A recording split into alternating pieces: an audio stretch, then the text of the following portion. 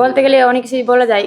মানে প্রথমে তো মানে বাসায় খেলতে দিত না, বাবা না করতে বলতে মানে গ্রামের মানুষই মানে অনেক কিছু বলতো, মানে অনেক কুটু কথা বলতো যে মেয়ে মানুষ খেলে, মেয়ে মানুষ কীভাবে হাফ প্যান্ট পরে খেলে, মেয়ে মানুষ ছেলেদের সাথে মিশে। আমি আমি একটু বেশি ছেলেদের সাথে মিশতাম, এখনও মেয়েদের সাথে মিশি না, বেশি ছেলেদের সাথে মিশি বাসায় গেলে। মানে বাসার লোকজন মানে আশেপাশের লোকজন অনেক কিছু বলতো, অনেক ধরনের কথা বলতো, কিন্তু আমার বাবা প্রথমে না করতো। তারপরে বাবা দেখছে যে আমি মানে পারবো। প্রথমে তো ইন্টার স্কুল খেলছি, তারপরে যে বঙ্গমাতা খেলছি, এসব দেখার পরে মানে বাবা এরপরে তো অনেক সাপোর্ট দেয় আমারে। আজকের খেলাটা দেখলো বাবা কিভাবে, কেমন টিভি বাবা নাকি আজকে বললেন? মানে টিভি নাই আমাদের বাসায়, মানে দেখছে আপনার অফিসে, কোথায় দেখছে? আমাদের বাজারে নান্দাল চৌরাস্তা।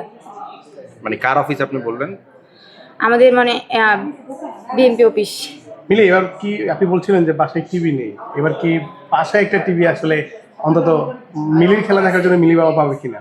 হ্যাঁ, আমি আমার বাবার টিভি কিনে দেবো এবার বাসায়। আরেকটা কথা বলছিলেন যে এলাকার মানুষ অনেক কটূক্তি করতো, আজকে আপনি অনেক বড় একটা মঞ্চে এখন খেলছেন, তো এই জবাবটা কি আসলে দিয়ে দিচ্ছেন? হ্যাঁ, এই জব দিয়ে দিছি মানে অনেক আগেই, কিন্তু আজকে আর কালকে খেলার পরতে মানে আরো ওনারা পাইছে।